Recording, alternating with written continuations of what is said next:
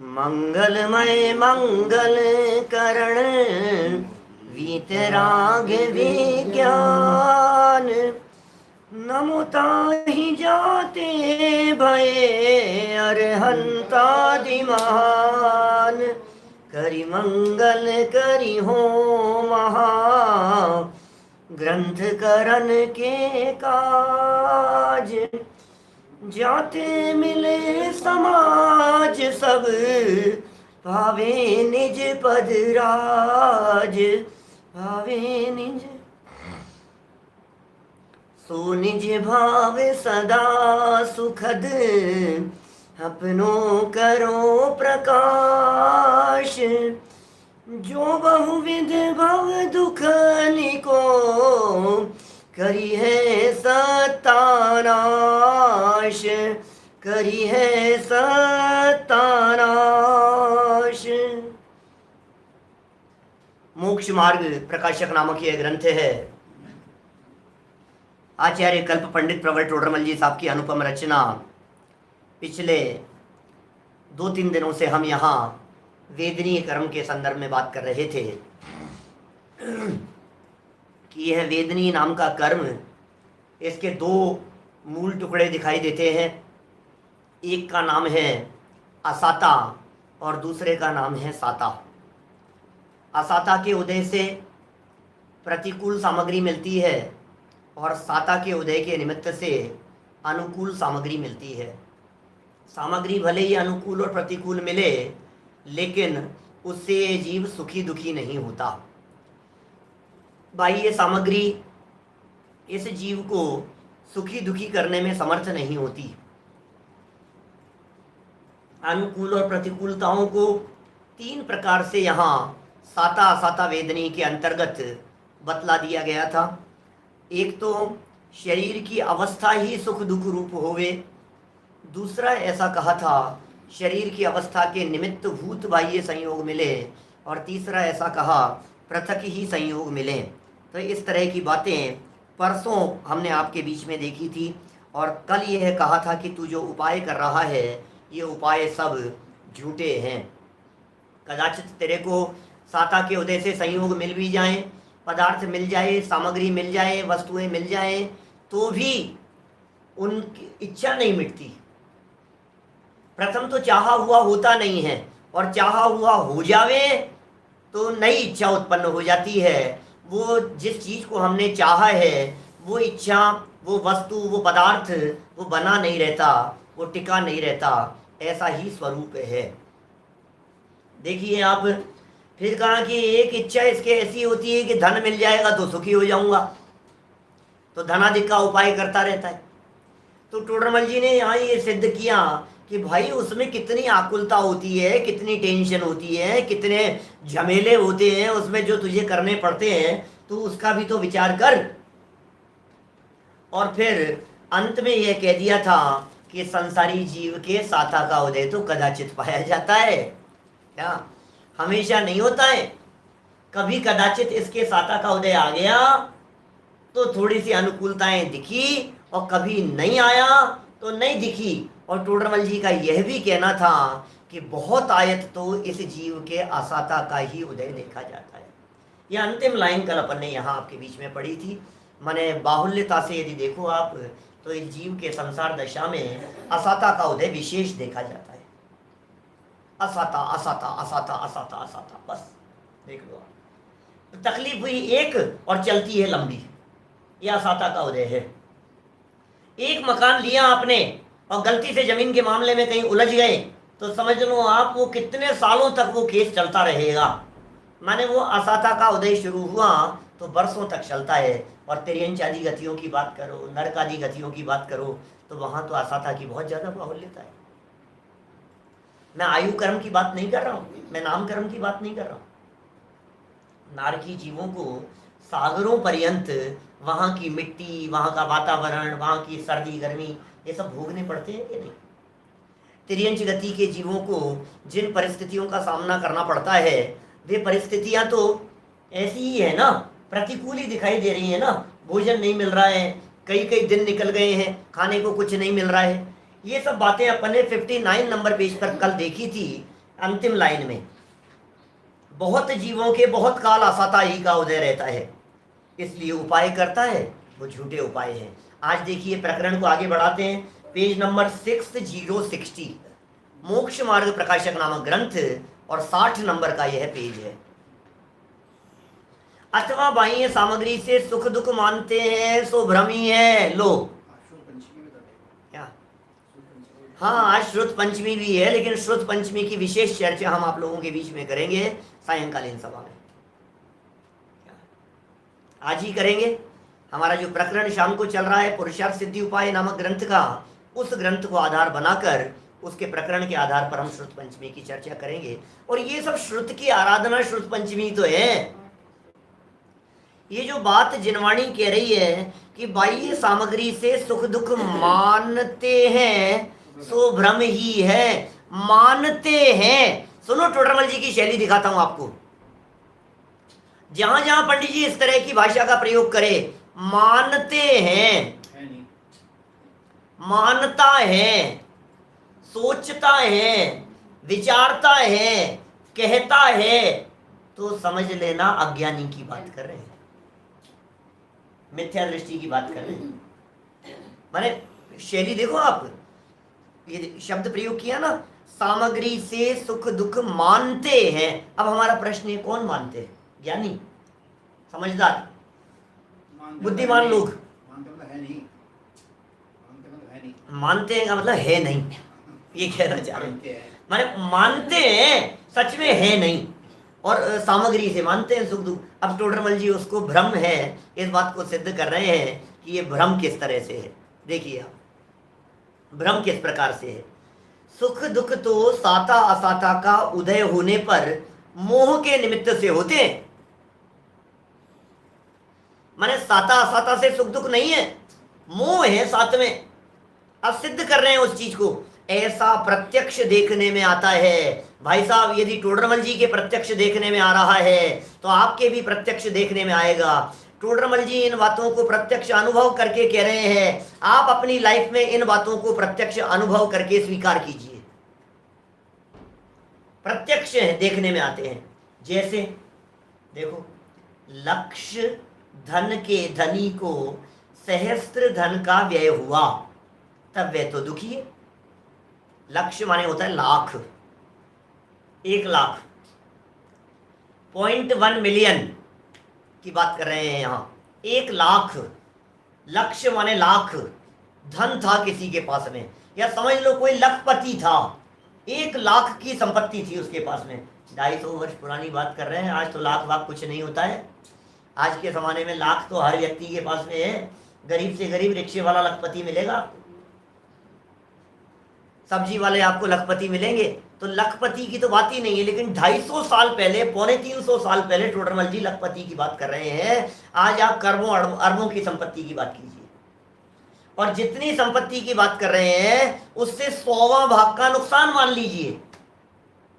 जैसे 1 अरब की संपत्ति वाले को 1 करोड़ का नुकसान हुआ, मतलब 100 करोड़ की संपत्ति थी और 1 करोड़ का नुकसान हुआ, तो वो दुख मानता है, यार 1 करोड़ चला गया, यार करोड़ बहुत बड़ी चीज होती है। ये कह रहे हैं 1 लाख की संपत्ति थी और 1000 का नुकसान हो गया उसको, तो दुखी होता है कि इतना चला गया।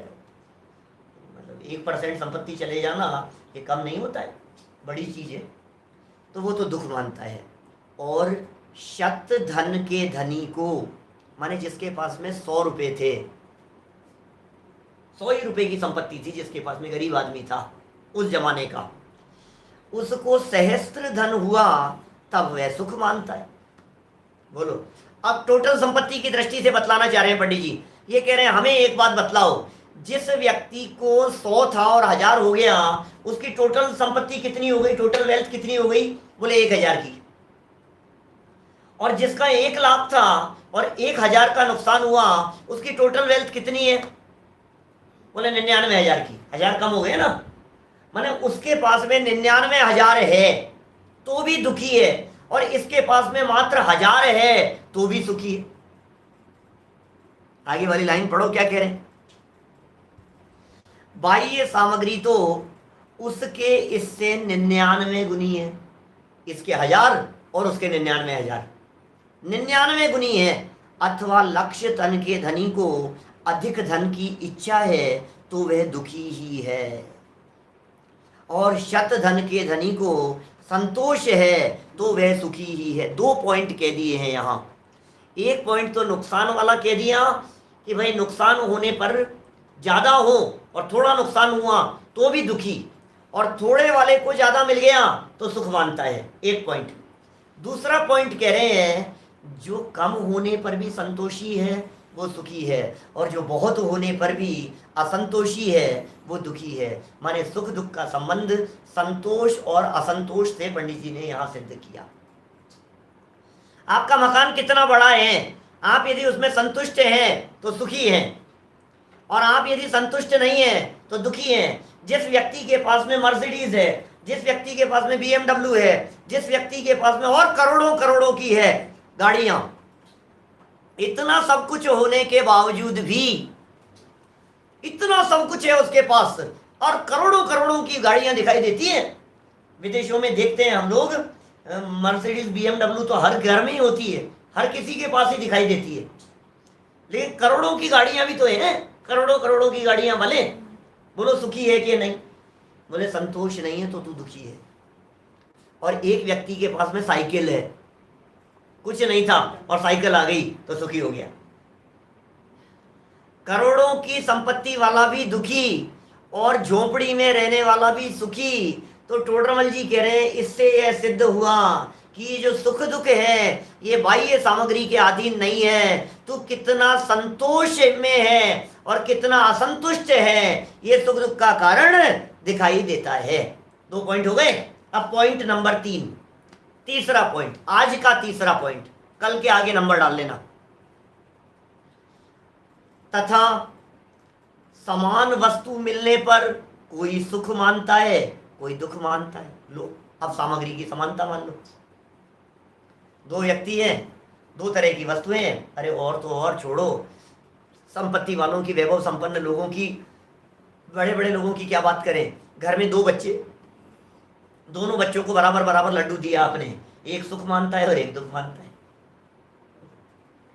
दोनों बच्चे हैं, दोनों बच्चों को एक एक आम दिया, एक सुख मान रहा है एक दुख मान रहा है। दोनों बच्चों के लिए बराबर बराबर सुविधाएं उपलब्ध कराई, फिर भी एक सुख मानता है एक दुख मानता है। आपकी 2 संतान हैं और दोनों में आपने संपत्ति का बराबर बराबर बंटवारा कर दिया, एक असंतुष्ट है और एक संतुष्ट है। क्या करोगे? कैसे तर्क दे रहे हैं टोडरमल जी? इसका मतलब सुख दुख का संबंध है ही नहीं भाई साहब, आप जिससे समझ रहे हो। कैसे माने हम सुख दुख का संबंध?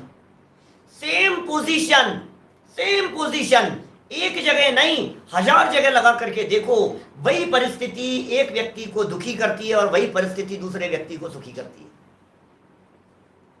बस में सफर करना, एक व्यक्ति को लग रहा है यार वहां कष्ट है और दूसरा व्यक्ति कह रहा है यार बस मिल गई बहुत अच्छा है। वही बस, एक ही बस में सफर करते हुए 2 व्यक्ति, एक ही फ्लाइट में सफर करते हुए 2 व्यक्ति, एक ही ट्रेन में एक ही सीट पर सफर करते हुए 2 व्यक्ति, दोनों को संयोग एक जैसे मिल रहे हैं। 3rd AC में सफर कर रहा है। अब आप ये कह रहे हैं अरे यार 3rd AC का तो आजकल बहुत हाल खराब है, कचरा हो गया है बहुत, मतलब मजा नहीं आता 3rd AC में। 2nd AC से नीचे सफर नहीं करना चाहिए। आपको 3rd AC का टिकट मिले तो आप दुखी, और जो स्लीपर में सफर करता था आज उसे 3rd AC का टिकट मिला तो वो सुखी। दोनों की परिस्थितियां एक जैसी। माने बहुत तरह की बातें पंडित जी कहना चाह रहे हैं। ये पॉइंट अपन ने एक और नया देख लिया, इसके लिए पंडित जी सिद्ध कर रहे हैं, उदाहरण भी दे रहे हैं। देखिए आप, जैसे किसी को मोटे वस्त्र का मिलना दुखकारी होता है और किसी को सुखकारी होता है। लो टोडरमल जी के जमाने में गाड़ियां तो थी नहीं, टोडरमल जी के जमाने में बसें, हवाई जहाज, ट्रेनें तो चलती नहीं थी। ट्रेनें तो चलती होगी शायद, क्या पता, 250 साल पहले बैलगाड़ियों का जमाना था भाई साहब। ट्रेनें कहाँ चलेगी उस जमाने में, नहीं थी। माने यहाँ से दक्षिण भारत पहुंचने में उनको 4-4, 6-6 महीने लगते थे। तो इसका मतलब बहुत कठिन काम था वो जमाना। तो उस जमाने में टोडरमल जी ने एग्जाम्पल क्या दिए? कपड़े तो पहनते थे, कपड़े तो दिखाई दे रहे हैं, अरे रोटी तो मिल रही है। एक गरीब व्यक्ति को सूखी रोटी मिलती है, वो उसमें सुख मानता है, और एक संपन्न व्यक्ति को माल और पकवान मिलते हैं तो भी वो दुख मानता है। और वही कपड़ा आपको मिला तो दुखी और आपको मिला तो सुखी। शादी विवाह के प्रसंगों में नहीं होता है वैसा वैसा, एक जैसी चीज आपको बांटते हैं, आप लोगों को बांटते हैं। एक जैसी चीज, आपने एक जैसी कोई गिफ्ट सारे बारातियों को बांट दी, सारे मेहमानों को बांट दी। अब उसमें कोई फीलिंग अच्छी करता है, कोई कहता है ये क्या कचरा दे दिया, कोई कहता है यार बहुत अच्छे। सब व्यक्तियों की दशा अलग अलग है। मैंने शायद 2-3 दिन पहले इसी वेदनी कर्म के प्रकरण में आपको यह कहा था कि गरीब आदमी को 100 का नोट दो तो बहुत खुश हो जाता है, आपकी अर्दली में खड़ा रहेगा, सलाम करेगा आपको, 100 के नोट में इतना खुश हो गया। ऐसा ही है हमारे यहाँ देश में ट्रैफिक पुलिस वालों की ऐसी दशा है। हर व्यक्ति का लेवल अपना अपना है, हर व्यक्ति का ग्रेड अपना अपना है। और गजब की बात कहूं, आपको देने का विकल्प भी उसके पुण्य प्रमाण ही आता है। आपको किसी गरीब व्यक्ति को 5-10 हजार 15 हजार देने का परिणाम नहीं आता है, और आपको किसी संपन्न व्यक्ति को 51 रुपए से तिलक करने का भाव नहीं आता है। बोलो, आप शादी विवाह के प्रसंगों पे जो सीख देते हैं ना, विदा जिसे कहते हैं अपन, तो सबको एक जैसी नहीं देते हैं। अपनी बहन बेटियों को अलग देंगे, बच्ची को अलग देंगे, अपने दूसरे रिश्तेदारों को अलग देंगे, फिर अपने दोस्तों, मतलब एक कैटेगरी बांट देते हैं अपन अलग अलग। इस कैटेगरी वालों को ये, इनको ये और इनको ये। ऐसा क्यों भाई साहब, ऐसा क्यों? और घर में काम करने वाले औरों को भी मिलेगा, व्यवस्था संभालने वाले लोगों को भी मिलेगा, सफाई कर्मचारियों को भी मिलेगा, और जो दरवाजे पर झाड़ू लेकर के खड़े हुए ना तुम्हारे सामने, उनको भी आप पैसे निकाल करके देते हो 150 रुपए। किसको कितना देने का भाव आता है? जिसका जितना उदय प्रमाण है उस व्यक्ति को उतना ही मिलेगा। समझ में आ रही है बात? जिस व्यक्ति के जितने उदय की योग्यता है उसको इतना ही मिलेगा। तुम लाख जोर लगा लो इधर से उधर तक का, लेकिन तुम्हें उससे रंच मात्र भी ज्यादा नहीं मिल सकता है, और रंच मात्र भी कम नहीं मिल सकता है। ये वस्तु स्थिति है। देखिए, किसी को मोटे वस्त्र का मिलना दुखकारी होता है, किसी को सुखकारी होता है। तथा शरीर में क्षुधा आदि पीड़ा व बाह्य इष्ट का वियोग, अनिष्ट का संयोग होने पर किसी को बहुत दुख होता है। अभी संयोग की बात कर रहे थे, अब शरीर की बात पर आ गए। भूख लग रही है साहब, भूख लग रही है। एक व्यक्ति तो ऐसा जो भूख से तड़प रहा है, हाथ पांव पचाट रहा है भूख के कारण, और दूसरा व्यक्ति भी उतना ही 2 दिन से भूखा है लेकिन शांति से बैठा है। शरीर में क्षुधा आदि पीड़ा व बाह्य इष्ट का वियोग, इष्ट का वियोग, अनिष्ट का संयोग होने पर किसी को बहुत दुख होता है, किसी को थोड़ा होता है, किसी को नहीं होता है। परिस्थिति एक जैसी बनी है, मौसम एक जैसा है, उस एक जैसे मौसम में कोई ज्यादा दुखी है, कोई कम दुखी है, और कोई बिल्कुल दुखी नहीं है। बोलो, 3 प्रकार की परिस्थितियां कह रहे हैं टोडरमल जी साहब। कोई बहुत दुखी है, कोई कम दुखी है, और कोई बिल्कुल दुखी नहीं है। ये 3 प्रकार की परिस्थितियां बन गई। अब लगा लो आप सारी चीजों में। छोटे छोटे से एग्जाम्पल दे रहे हैं टोडरमल जी साहब। एक आदमी मर गया, इष्ट का वियोग हो गया तुम्हारे। बोलो, परिवार के सारे सदस्यों का सुख दुख एक समान है क्या? क्या लगता है आपको? परिवार का हर व्यक्ति एक समान सुखी दुखी है क्या? नहीं है। एक पिता की डेथ हुई और 4 बच्चे हैं, चारों बच्चे बराबर सुखी दुखी हैं क्या? 4 बहुएं हैं, सास के मर जाने पर चारों बहुओं को एक जैसा दुख होता होगा? नहीं है भाई साहब। कितना स्पष्ट ख्याल में आ रहा है। ये टोडरमल जी कह रहे हैं प्रत्यक्ष अनुभव करते हैं। ऊपर एक शब्द दिया था, प्रत्यक्ष देखने में आते हैं। इस 60 नंबर पेज की दूसरी लाइन में लिखा था, ऐसा प्रत्यक्ष देखने में आता है, प्रत्यक्ष अनुभव में आ रहा है आपको। अब ये जो आपको प्रत्यक्ष अनुभव में आ रहा है, ये टोडरमल जी कहना चाह रहे हैं ये मानना भ्रम है, गलत फहमी में है। फील कर इस चीज को। हम जो बात तुझे कहना चाह रहे हैं, हम जो बात तुझे बतला रहे हैं, इस बात को अनुभव कर, समझ में आएगी बात। देखिए,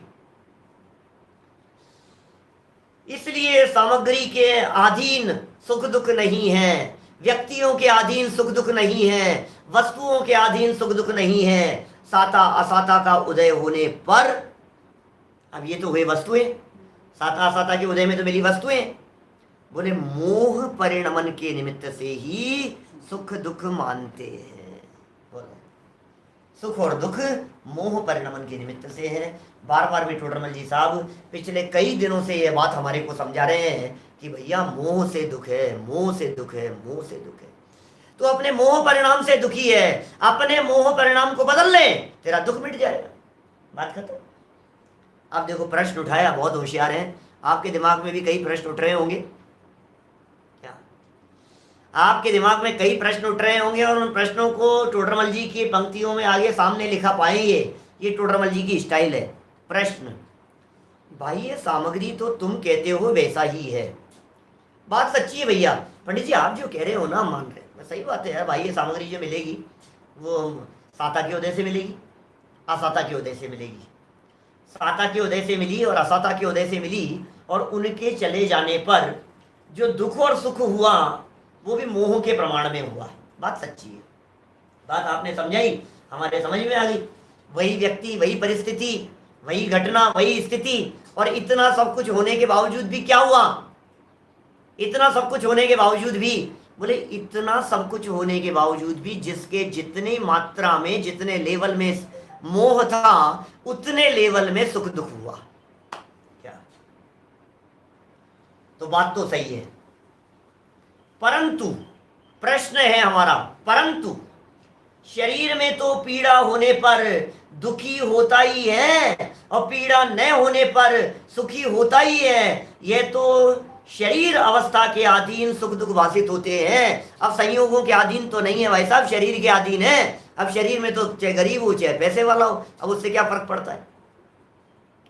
सर दर्द हो रहा है, गरीब व्यक्ति के सर दर्द और पैसे वाले के सर दर्द, दुख में कहाँ फर्क है, मतलब पैसा कहाँ आड़े आएगा, संयोगों से क्या फर्क पड़ेगा, किसके पास में कितना है इससे कोई फर्क नहीं पड़ता है। बोलो, आपके पास में कम है, हमारे पास में ज्यादा है, हमारे पास में कम है, आपके पास में ज्यादा है, इससे कोई फर्क नहीं पड़ता है। किसके पास में संयोग कैसे है उससे फर्क नहीं पड़ रहा है।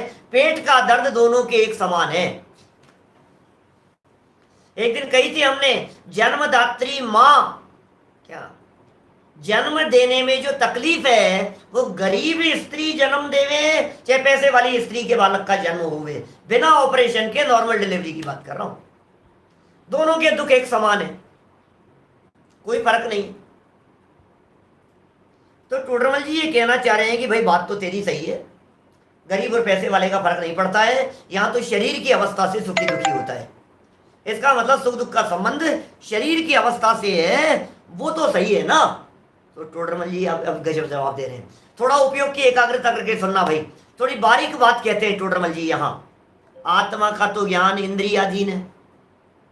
तो ये जो सुख दुख हो रहा है ना, अब पंडित जी कह रहे हैं ये जो सुख दुख हो रहा है ज्ञान तो इंद्रियाधीन है। तेरा ज्ञान, आत्मा का ज्ञान इंद्रियाधीन है। अरे संसार दशा की बात कर रहे हैं, छद्मस्त दशा की बात कर रहे हैं, हम आप लोगों की बात कर रहे हैं। जैसे आप वैसे हम, सभी लोगों का जो ज्ञान दिखाई दे रहा है वर्तमान में, आंखें खराब हो गई, दिखना बंद हो गया, अब क्या करो बोलो।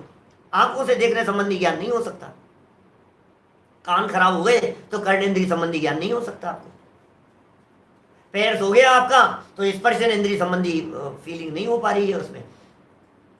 तो शरीर की जो अवस्थाएं हैं और शरीर और इंद्रियों के निमित्त से जो ज्ञान होता हुआ दिखाई देता है, ये ज्ञान तो आत्मा का है लेकिन इंद्रियाधीन है, ऐसा कह रहे हैं। आत्मा का तो ज्ञान, ज्ञान तो आत्मा का है और किसके अधीन है, बोले इंद्रियाधीन है। और इंद्रियां शरीर का अंग है। लो, ज्ञान इंद्रियों के अधीन, इंद्रियां पार्ट ऑफ बॉडी, स्पर्शन इंद्रिय पूरा शरीर, रसना इंद्रिय जीव, घ्राण इंद्रिय चक्षु इंद्रिय कर्ण इंद्रिय, मतलब शरीर का अंग है।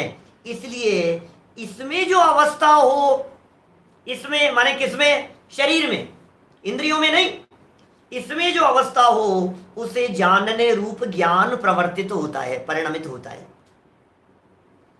आत्मा का ज्ञान इंद्रियों के माध्यम से जानने का काम करता है। इंद्रियां शरीर का पार्ट है, इसलिए शरीर की जो अवस्था होती है ये हमारा ज्ञान उस रूप परिणमित होता है, उसे जानने रूप। माने हमारे आत्मा के ज्ञान ने शरीर की इस अवस्था को जाना, शरीर के इस परिणमन को जाना, क्योंकि इंद्रिय ज्ञान है, स्पर्शन इंद्रिय से होने वाला ज्ञान, ज्ञान पराधीन। और फीलिंग में ये आ रहा है हमारे को, बदन गर्म हो रहा है यार थोड़ा सा, अब ये जान रहा है। अब क्या कह रहे हैं पंडित जी साहब यहां जानने में, उसके साथ ही मोह हो, उससे शरीर की अवस्था द्वारा सुख दुख विशेष जाना जाता है। मोह मोह साथ में, मोह साथ में, मोह साथ में, अब तन्मयता है शरीर के साथ में, अब विशेष जाना जाता है बोलो। अभी देखो मैं आपसे कहता हूं, जानना भी दुख का कारण नहीं है। यदि जानना दुख का कारण हो तो एक तो हमने ये जाना, यहां ये जाना और एक हमने ये जाना, डॉक्टर ने जाना, डॉक्टर को दिखाने के लिए गए, उसने हाथ पकड़ा, उसने यहाँ हाथ लगा करके देखा, ऐसे ऐसे लगा करके देखा बुखार है। अब दो व्यक्ति जान रहे हैं, मैं भी जान रहा हूं और डॉक्टर भी जान रहा है, बोलो दुख किसको ज्यादा है इस बात का ज्ञान होने पर? उसको तो है ही नहीं। डॉक्टर मरीज को देख देख करके सुखी दुखी नहीं होते, हम ही स्वयं सुखी दुखी हुआ करते हैं। ये हमारी अज्ञानता है, ये हमारी नासमझी है, ये हमारी गलतफहमी है। तो कह रहे हैं शरीर की अवस्था द्वारा सुख दुख विशेष जाना जाता है। और सुनो, तथा पुत्र धनादिक से अधिक मोह हो तो अपने शरीर का कष्ट सहे, उसका थोड़ा दुख माने, और उनको दुख होने पर अथवा उनका संयोग मिटने पर बहुत दुख माने। समझ में आ रही है क्या बात, क्या कह दिया पंडित जी ने? इन दो तीन लाइन में क्या कह दिया पंडित जी ने? अभी पहले तो हो रहा था तेरा सुख दुख इस शरीर से तप रहा है, अब ये कह रहे हैं बच्चे को तकलीफ हो गई तो अपना दुख भूल जाता है। बच्चा पीड़ित हो रहा है। अब मैं ये कह रहा हूं आपसे उठा नहीं जा रहा था, देखना जरा प्रैक्टिकल अनुभव करके देखना इस बात को, आपसे बिस्तरों से उठा नहीं जा रहा था, इतनी तबीयत खराब थी आपकी, और अचानक आपको खबर मिली कि बबलू गिर गया, बालक गिर गया, तो मुझे बतलाइए अब आप बिस्तरों में पड़े रहेंगे या बच्चे को लेकर के डॉक्टर के भागेंगे? बोलो, अब अपनी तकलीफ नहीं गिनता है। तो सुख दुख का संबंध बोले किससे है? बोले इससे जितना था उससे ज्यादा अपनापन बच्चे के प्रति दिखाई दिया, तो ये कह रहे हैं भैया तू उससे ज्यादा दुखी है। इसका मतलब टोडरमल जी सिद्ध कर रहे हैं तू ज्ञान से दुखी नहीं है, तू मोह से दुखी है, क्योंकि ज्ञान के साथ साथ में पैरेलल चल रहा है मोह। जितना जितना ज्ञान माने समझदारी, उतना तो होना चाहिए सुख, लेकिन ज्ञान में मोह की धूल पड़ी है। एक भजन की लाइन है, ज्ञान में मोह की धूल पड़ी है, उसको मुझसे छुड़ा दो प्रभु जी। यार आगे क्या है? अपना ही रंग मोहे रंग दो प्रभु जी, ऐसी लाइन है भजन की लाइन है। अपना ही रंग मोहे रंग दो प्रभु जी, अपना ही रंग मोहे रंग दो प्रभु जी। कौन सा रंग? ज्ञान में मोह की धूल पड़ी है, ज्ञान के ऊपर मोह की धूल, इसलिए वो ज्ञान इसे लग रहा है अरे यार पता लगते ही दुखी हो जाएगा। या बच्चों को बताना मत, कितनी बार ऐसा करते हैं हम, किसी का मरण हो जाने पर उसके भाई साहब को नहीं बतलाते, उसकी माँ को नहीं बतलाते, उसके पिताजी को खबर नहीं, उनको खबर मत देना, उनको बतलाना मत, वो दुखी होंगे। हमारे अरिहंत जी के दादा ससुर जी थे, 20 साल तक बिस्तरों पर पड़े रहे, आंखों से दिखाई नहीं देता था और कानों से सुनाई नहीं देता था 20 साल तक, और काम करते थे सब, उठते बैठते भी थे, मैंने तकलीफ थी थोड़ी सी, और पकड़ करके उनको ले जाते थे बिस्तरों पर, मतलब ऐसी स्थिति थी। पता है कितने 100 साल के होकर के मरे हो, अभी साल भर पहले 100 साल के होकर के मरे, लेकिन उनके पहले उनके बच्चे मर गए, उनकी बेटियां मर गई कई, और उनके जमाई मर गए, लेकिन उनको खबर नहीं दी, किसी ने बताया ही नहीं। क्यों नहीं बताया? अब इनको दिखता तो है नहीं, सुनाई तो देता है नहीं, अब इन्हें क्या फर्क पड़ता है, इनको क्यों बताओ जबरदस्ती, इनको बताओगे तो दुख होगा। कितनी बार हम छिपा जाते हैं कई तरह की बातें, इनको मत बतलाओ, ये दुखी होंगे, ये परेशान होंगे, इनको मत बतलाओ। आपको गलत फहमी है भाई साहब, परेशानी का संबंध ज्ञान से नहीं है, परेशानी का संबंध मोह से है। यद्यपि हम जानते हैं इनके हृदय में मोह ज्यादा है, इसलिए जान करके ये दुखी होंगे। देखो कैसी बात कह रहे हैं टोडरमल जी यहाँ। तीसरी लाइन इस पैराग्राफ की, 60 नंबर पेज, नीचे वाला पैराग्राफ, तीसरी लाइन, अंतिम शब्द, तथा पुत्र धनाधिक से अधिक मोह हो। शरीर की तुलना में पुत्र से ज्यादा मोह, शरीर की तुलना में धन से ज्यादा मोह। बुखार था, बिस्तरों में पड़ा हुआ था, चोर आ गए चोरी करने के लिए, उठ करके भगाने के लिए भागता है। बोलो, भूल जाता है बुखार को। क्या स्थिति है, धन के प्रति विशेष मोह है। क्या कह रहे हैं यहां, और अथवा उनका संयोग मिटने पर बहुत दुख माने। उसमें कष्ट कम मान रहा है शरीर में, धनाधिक के संयोग के कारण मोह ज्यादा है तो दुख ज्यादा है। अथवा शरीर का कष्ट सहे, उसका थोड़ा दुख माने, और उनको दुख होने पर अथवा उनका संयोग मिटने पर बहुत दुख माने। लो, कहीं थोड़ा मान रहा है, कहीं ज्यादा मान रहा है। और मुनि है, वे शरीर को पीड़ा होने पर भी कुछ सुख दुख नहीं मानते। बोलो, इसलिए सुख दुख का मानना तो मोह ही के अधीन है। क्या गजब बात कह रहे हैं। क्या बताइए साहब, सुख दुख का संयोग होना, सामग्री मिलना मोह के अधीन है। कितना तर्क, कितना सुंदर दिया है, बतलाओ। यहां मुनि है ना, मुनिराज हमारे, अब मुनिराज के वे ही संयोग दुखी नहीं है। अरे पुण्य का उदय हो चाहे पाप कर्म का उदय हो, मुनिराज उसके अंदर सुख दुख नहीं मानते हैं। हमारे महामुनिराज भावलिंगी संत ध्यान अवस्था में बैठे हुए हैं, विहार कर रहे हैं, आहार कर रहे हैं, कुछ भी खावे, कुछ भी पीवे, कैसे भी चले, कैसे भी लोग मिले, वही पंक्तियां याद करना। अरि मित्र महल मसान कंचन कांच निंदन तुतिकरण, अर्घावतारण असी प्रहारण में सदा समता धरण। ऐसी समता है, अर्घावतारण असी प्रहारण में सदा समता धरण।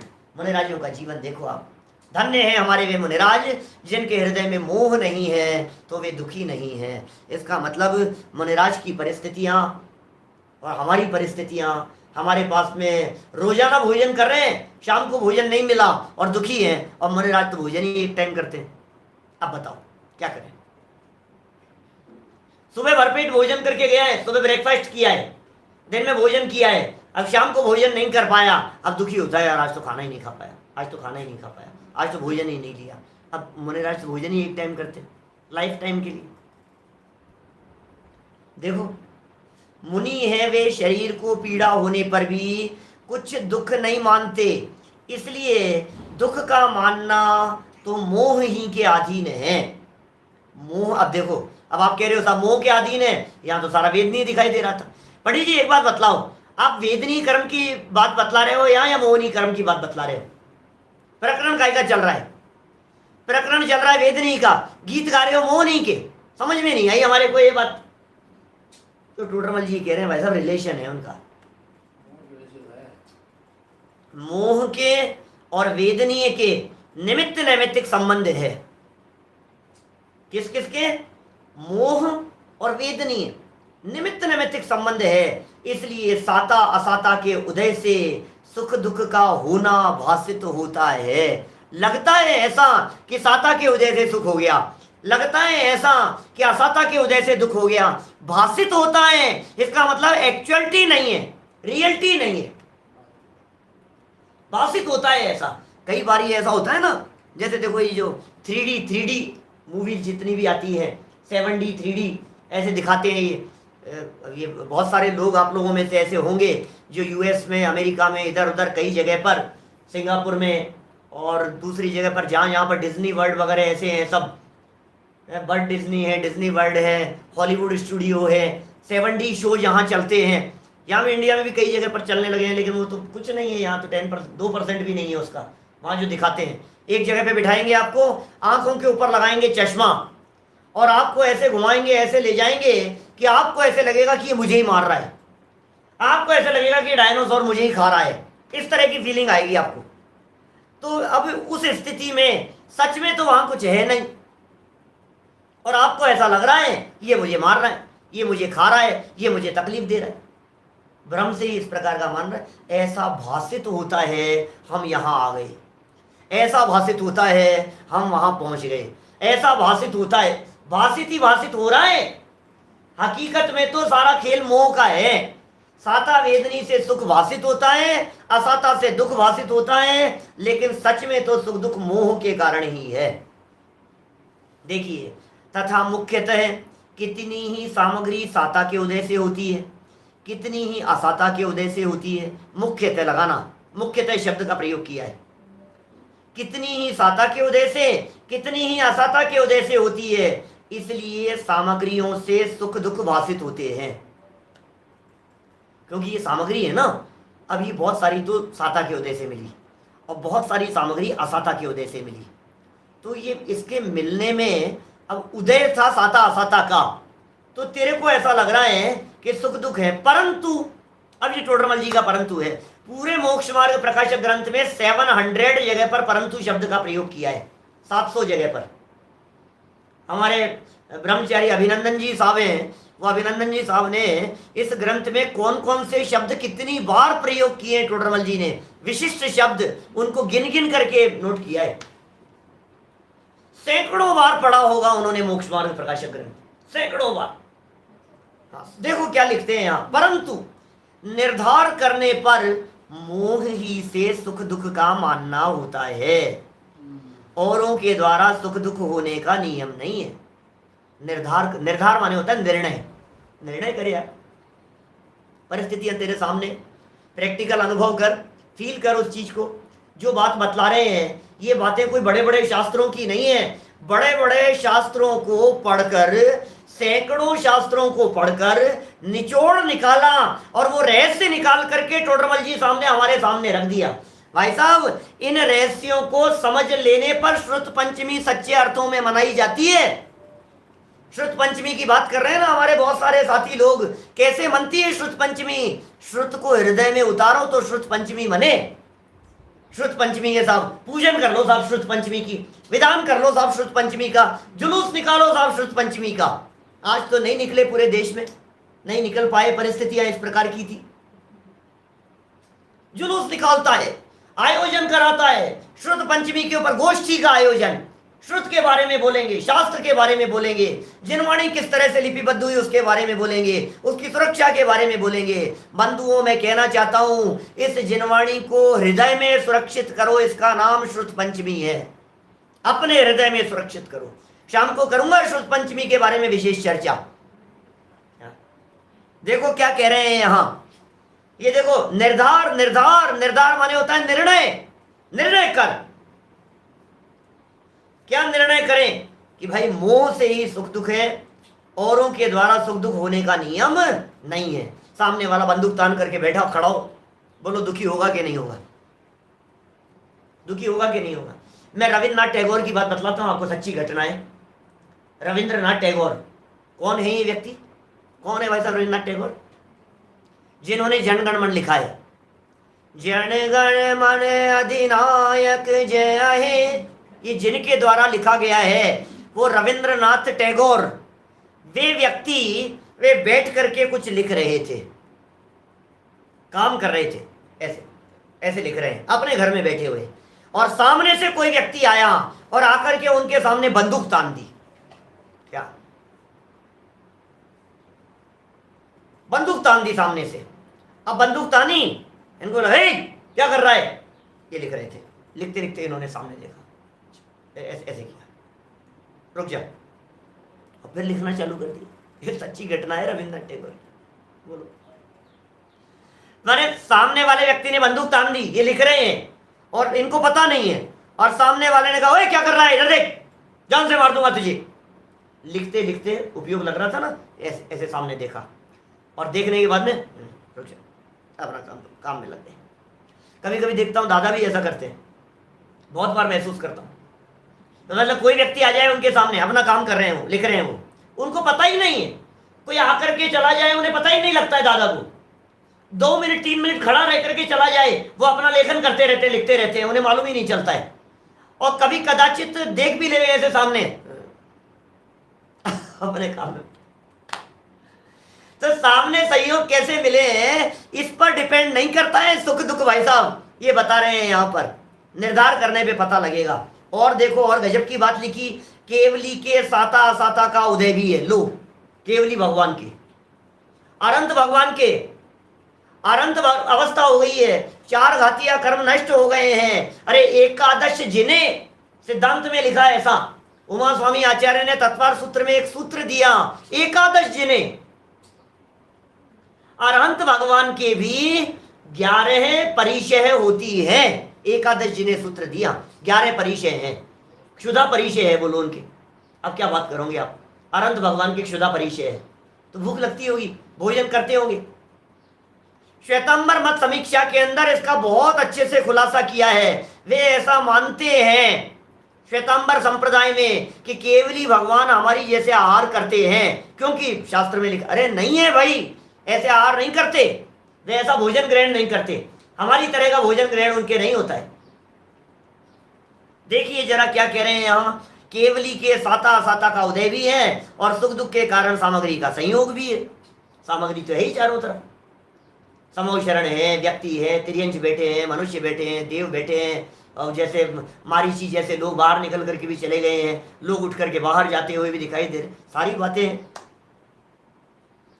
परंतु मोह के अभाव से किंचित मात्र भी सुख दुख नहीं होता, इसलिए सुख दुख को मोह जनित ही मानना। इसलिए तू सामग्री को दूर करने का या होने का उपाय करके दुख मिटाना चाहे और सुखी होना चाहे, तो यह उपाय झूठा है। कि पंडित जी जाते जाते सच्चा उपाय भी बता जाओ। ये सारे उपाय तो झूठे थे सामग्री की वजह से, इससे सुख दुख मानना उपाय झूठा था, तो सच्चा उपाय क्या है 61 नंबर पेज पर देखिए। सम्यक दर्शनाधिक से भ्रम दूर हो, सबसे पहली बात तो यह है भ्रम है।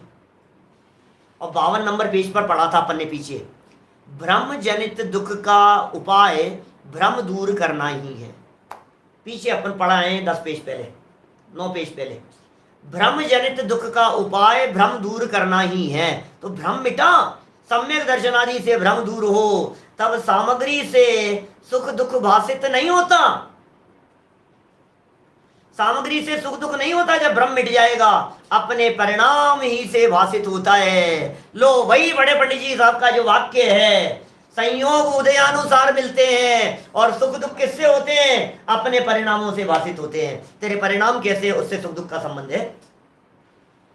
तथा यथार्थ विचार के अभ्यास द्वारा अपने परिणाम, अब यथार्थ विचार समझना, ये बता रहे हैं उपाय बतला रहे हैं दुख मिटाने का, सच्चा उपाय बतला रहे हैं सुखी होने के लिए। सुखी होने का सच्चा उपाय क्या है, वो कह रहे हैं यथार्थ विचार नंबर 1।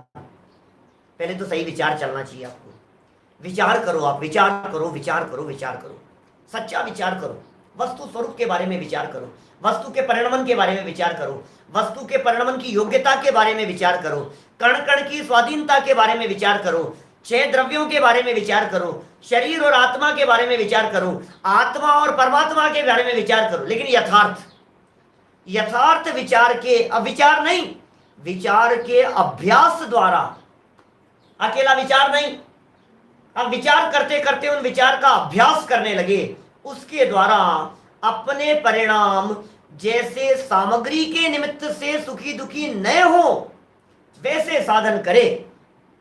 इसका नाम है विचार।